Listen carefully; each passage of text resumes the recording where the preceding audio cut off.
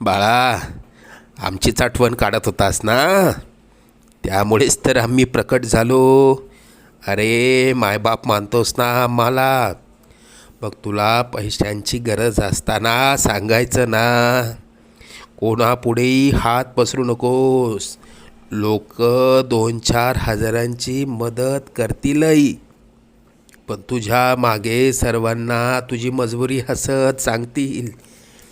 आता तुला कोणापुढे हात पसरण्याची वेळच येणार नाही. तू आजपर्यंत भरपूर दुःख सहन केलंस.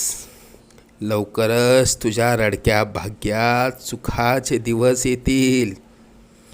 तुझ्या मनात असलेली इच्छा पूर्ण होऊन अक्कलकोटला पेढे घेऊन येणं होईल.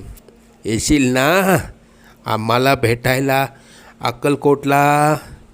सगळं मनासा